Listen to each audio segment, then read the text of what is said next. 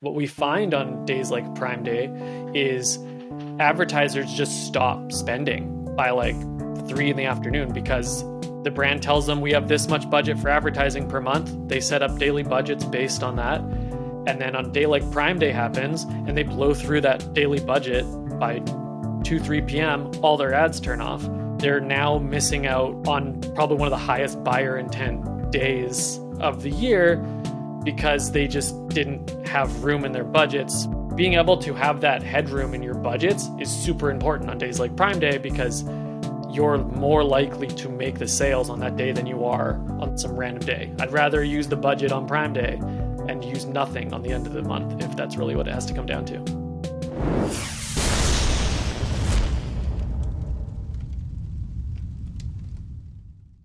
Are you a Shopify brand owner looking to win, keep, and grow your customers? Everyone knows apps are fast becoming the best way to increase retention and boost sales. A sleek and engaging app normally means two things, time and money. But App Tile have changed the game. Their seamless no-code editor enables beautiful, personalized journeys for every customer. And with their free plan, nothing is stopping you from getting started. You'll pay as you grow, not as you go. So whether you're just starting out or a Shopify superstar, head over to apptile.com today and start designing your dream app. It's all killer, no filler. I'm Eric. This is the DTC podcast, and I am here with Rob and Clifford from the Pilot House Amazon team.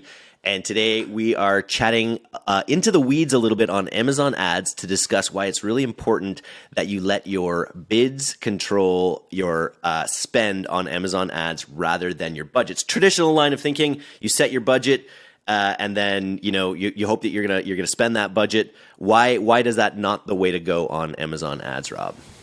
So Amazon is because it's pay per click, and typically you have a bid.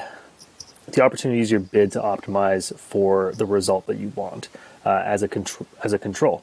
The reason being is you can look at your target advertising cost of sale for the brand, and let's say that is 20%. So you're willing to spend $20 to acquire a $100 sale. From there, you can say, well, what's my conversion rate? If I'm going to convert at, say, 10%, then working backwards, you can say, well, I can have a $2 bid because every $2 bid, every 10 clicks, I'm going to get a sale. That's $20. My AOV is $100, 20% advertising cost of sale. So by working backwards and figuring out your bid, you can actually achieve the result that you want. And there's no reason to use a budget because you're always, if your target's 20%, you're always going to be willing to buy another click. Makes sense. Clifford, what do you have to add with this idea? Yeah, a big part of why I think people come into Amazon advertising, they come from other platforms where you are using budget as your main up and down control of who to show your ads to. Because some other ad platforms might be like that's your main lever of a more relevant or less relevant audience is you're moving your budget up or down. And they'll always spend that full budget in a day. Amazon doesn't work that way. If your bid is set very, very low and your budget is massive, it will not spend that much because it just doesn't have the ad inventory to give you, the clicks to give you for that cheap. Using your bid to control that means that who your ad is showing to is based on like what you're willing to pay for that click. So how relevant that shopper is. So even though, let's say you're advertising to some very specific keyword, there might be 1,000 people searching that keyword a day. And if you're willing to pay, say, $2 for that click, there's other advertisers who are willing to pay $3 for it and others who are willing to pay $1 for it. And you're going to end up somewhere in the middle. And the one who's willing to pay the most and is the most relevant will show to every one of those people searching that keyword. You will show to a segment of those people that Amazon deems as more relevant to you. And you likely will not get as premium of placement, likely not something like top of search. You'll probably end up, in the third or fourth row of search results, or you'll end up on a product page that's related to that term. That bid is really the lever of control for how often your ad is being shown and to whom your ad is being shown. How do you determine your average cost of what you're willing to bid with your ACOS or your advertising cost of sale? So that depends on the brand as well as the keywords you're going to go after. So you might have, say, your branded terms where you're super relevant for, you want a relatively high return on those. So you're going to set your ACOS target fairly low and respectively your bid low. Because your relevancy is quite high, you're still going to probably be able to win that auction. On the flip side of that, if you're going after a competitor term or a generic term with really high search volume, which you know is going to be very competitive, you're likely going to have a higher bid to be able to even display and get that top of search placement that Clifford was talking about, which means you're probably going to have a lower return. So then it depends on the brand in terms of like what's the actual return or ACOS you can handle from a burn rate perspective to spend into that keyword. And then that's really going to be averaged out across all your different keywords because you're going to have different bids on different keywords. And that's going to keep your overall campaign suite at the target ACOS that you want for your everything. So you kind of might start there and then work backwards to what you can actually afford to spend on each individual keyword. And are you giving an ACOS for each individual keyword, if I understand? Interesting. Yeah, that makes sense. What are the instances? Are there instances that you're willing to go into negative ACOS? Like when you're trying to break into a niche, what's the tolerance for actually going into like an unprofitable spend in order to build traction in a niche or category? Yeah, it ends up being quite often, actually. Because the nature of Amazon is so competitive in almost every niche you can think of. It's very competitive. There's always a lot of new products launching, and there's a lot of brands who are out there trying to build their brand against you for those same keywords. So because of that, cost per clicks are just high enough that in a lot of generic keyword spaces, so by generic, I just mean like what a regular person would search. If you're looking for running shoes, you probably just search the word running shoes. You're looking for a garlic press, you probably search the word garlic press. These like really overly generic keywords that are not like long tail specific, they're always very competitive to the point where if you really do want to get top of search placements, you just need to accept that your ACOS is probably going to be at somewhere in the neighborhood of 80 to 100% or more. So literally paying your entire product cost, if not more, for a sale for that product in the hopes of either gaining a new to brand customer that might be loyal to your brand if you're, some sort of consumable or something you can upsell them later, or you are doing it for the purposes of just trying to rank up more to show to Amazon like, hey, when people search for running shoe, they buy mine quite often. So rank me up more for that term. And is ACOS, will you only pay that much for the sale, or is it a bid where you could end up paying less or more? So Amazon's a second place auction. So you pay slightly more than the bid below you. So you set your bid at say $2, but you might pay slightly less than that. You won't pay more than that unless you've got multipliers happening. And your ACOS is not something you can set to Amazon, but then you work backwards from your ACOS to determine what the bid you're willing to spend on that keyword. And then you use your bid to control the result. And then how do you manage your like campaign or account level ACOS when you've got all these different bids on individual ones? Do you end up treating campaigns differently with different ad sets where you're willing to accept more or loss from different ad sets in how they're grouped? Yeah, 100%. This is actually why almost all of the content we put out around Amazon is specifically about like really deep segmentation of your keywords and campaign structure, is because that problem is really difficult to manage. If you end up with tens or hundreds of campaigns or tens of hundreds of keywords that you're advertising to, it becomes really difficult. And so having really well segmented campaigns means that you can at a glance start to recognize if they're under or overperforming and if your entire campaign suite is kind of within that realm. So like, for example, that running shoe example, for running shoes, you might be somewhere at 80 to 120%, but for red trail running shoes, maybe you're much lower, somewhere at a 30%. And then for people searching your branded terms, you're somewhere at 10%. And between them, you balance out to an account ACOS of somewhere around 40 to 50. So that campaign segmentation of the keywords is where it becomes a lot more reasonable to manage.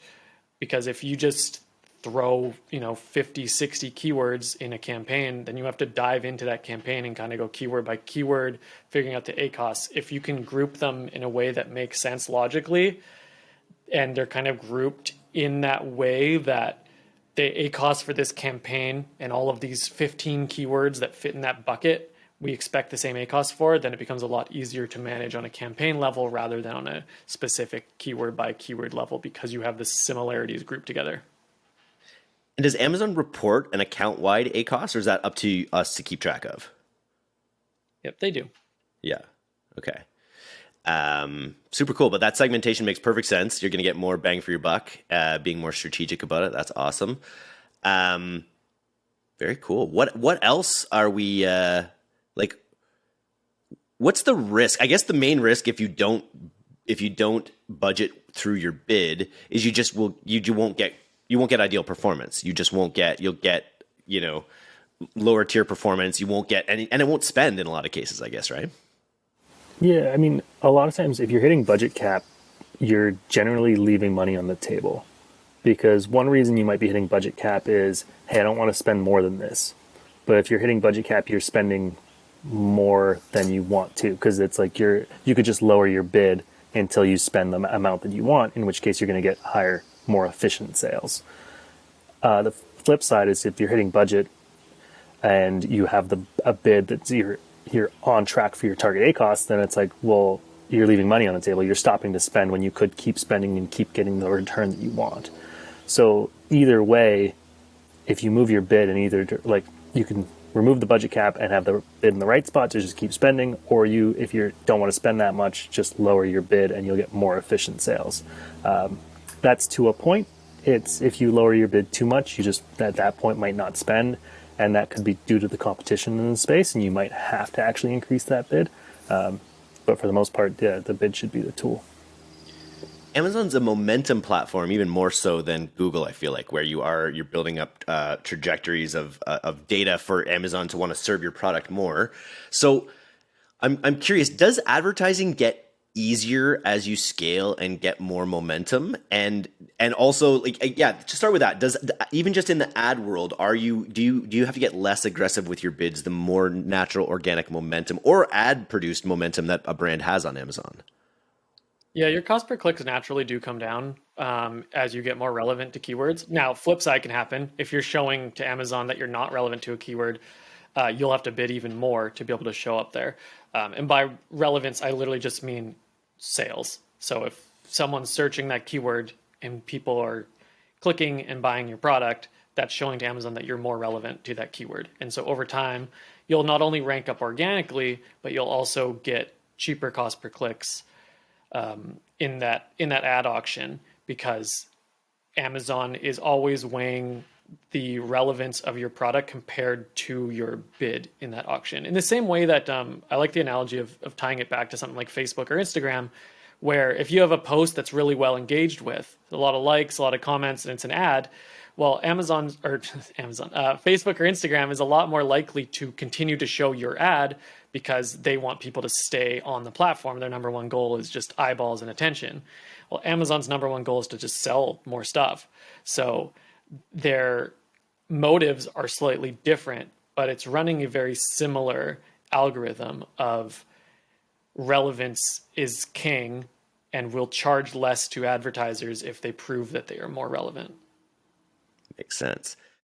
Want to delight your customers so they keep coming back for more? Tidio, the highest rated customer experience software on Shopify, helps online businesses gain and retain customers with personalized shopping experiences. With Tidio, you can recommend products and offer discounts based on user behavior and order history without leaving the chat widget. Tidio also takes the pressure off your support team. The app enables you to manage all your communication channels in one dashboard and automate up to 47% of recurring questions using AI. Increase customer satisfaction and sales with personalized shopping experiences. Visit tidio.com/DTC and get an exclusive 20% discount for D2C podcast listeners. That's TIDIO.com/DTC. And then just on the organic side, like when you're advocating for budgets on the Amazon ads side, because it reminds me of when I was an app advertiser. I was building a Clash of Clan competitors with a funded company here in Victoria, ill-fated, let's say. But we were tracking what Clash of Clans was doing. They were spending hundreds of thousands of dollars a day on Facebook ads just to remain in the charts. Like they had a whole model built out where they knew that they had to stay on the charts in certain categories because they would get so many residual organic downloads from just being in the charts. And I'm curious if we worked out or how we think about how ads and how ad-based sales, like in the long term, impact organic sales as well, because the more sales, the more track record you get through ads, the more your organic listing benefits. Is there a way to think about like how the halo effect that you get from rising the charts through ads on the organic side? Yeah, I think Clifford probably have more to say on this too, but one of the ways to look at that is there's a bunch of tools out there like Helium 10, for example. Like you can look at the top placements and the revenue that's coming from the top placements through particular keywords. And that's sort of like your like pot of gold is like you can say, hey, for these top keywords, if we get there, that's the reward. And then you can work backwards and say like, what am I willing to invest to get there? And then like, what's the payback period on that?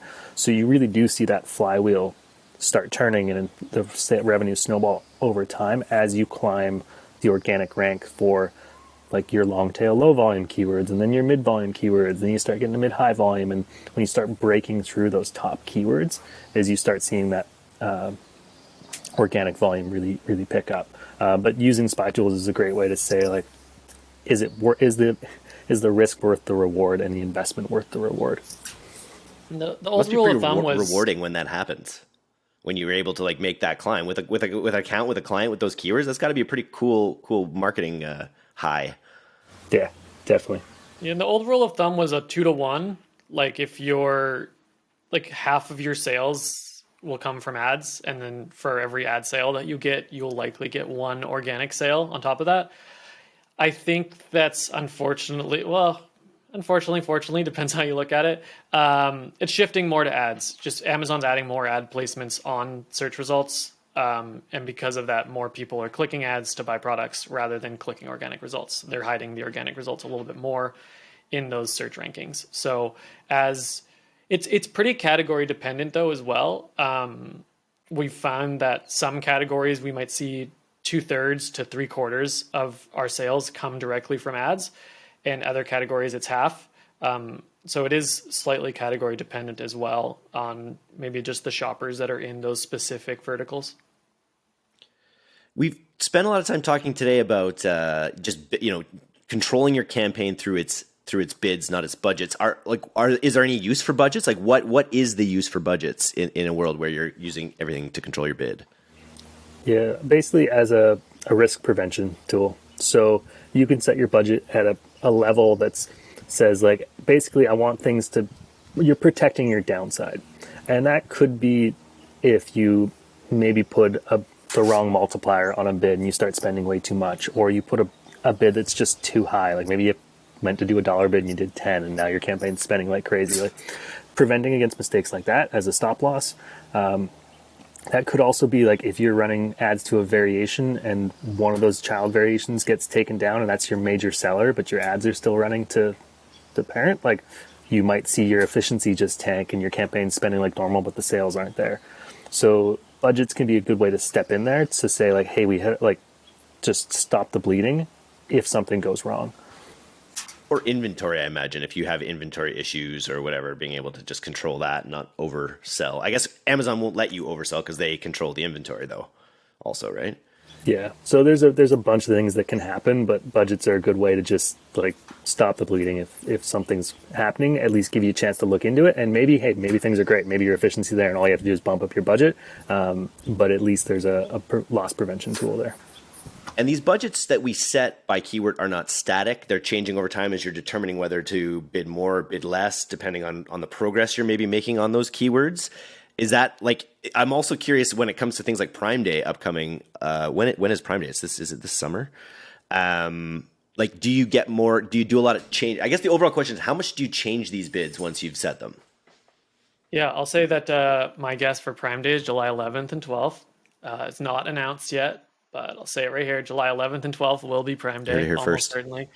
Outside of that, that's actually one of the most difficult parts of Amazon advertising is that there's not that consistency.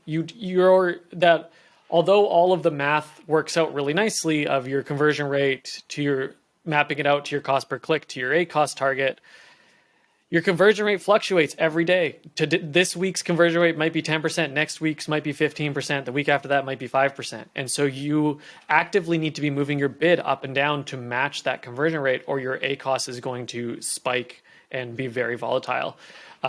So you have to move that bid up and down. But for budgets, the ideal is just to have a large enough budget so that you can spend to the end of the day. What we find on days like Prime Day is advertisers just stop spending by like 3 in the afternoon, 4 in the afternoon, because their campaigns are just budget capped. Their budgets are set accordingly for how much, their brand that the agency that they're working with, the brand tells them we have this much budget for advertising per month. They set up daily budgets based on that. And then on a day like Prime Day happens and they blow through that daily budget by 2-3 p.m., all their ads turn off.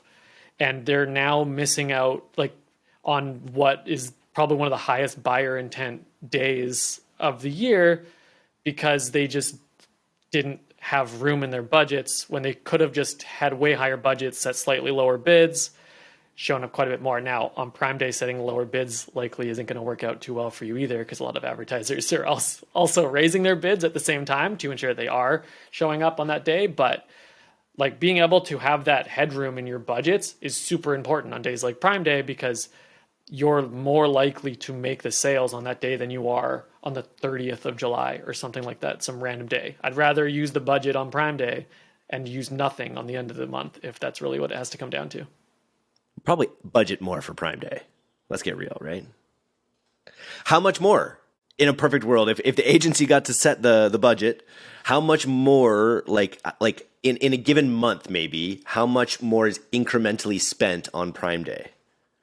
If you're actively taking advantage of Prime Day placements and deal pages, so you're running like the 20% minimum or 15% minimum, depending on the product deals that Amazon wants you to run for Prime Day, you're doing some sort of social media thing to say that you're running a Prime Day deal, 4 to 5 times as much, at least, I would say, on Prime Day. We've seen some as much as 8 to 10 times as much on Prime Day, but I would say 4 to 5 times is roughly around the average of what we'd see for brands that really take advantage of it. Even those that don't even run a sale will see around a 50% to almost a doubling on Prime Day, but those that really lean in, 4 to 5 times as much volume on Prime Day compared to a regular day. Great rule of thumb, and I'm sure we will double down on some more Prime Day content in the run up to Prime Day there.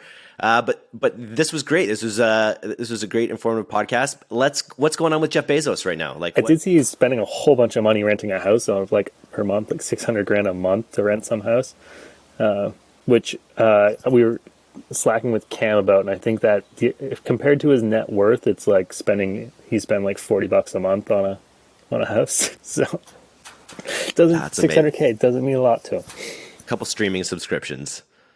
And why? Yeah, right now in this economy, renting is not always the bad idea. That'd be a tough thing to cash flow for most people, but not for good old Jeff. No, I don't think he's hurting too bad yet. Nice. All right. Well, catch up with you guys again later. Sweet. Yeah. Thanks. Thank Eric. you.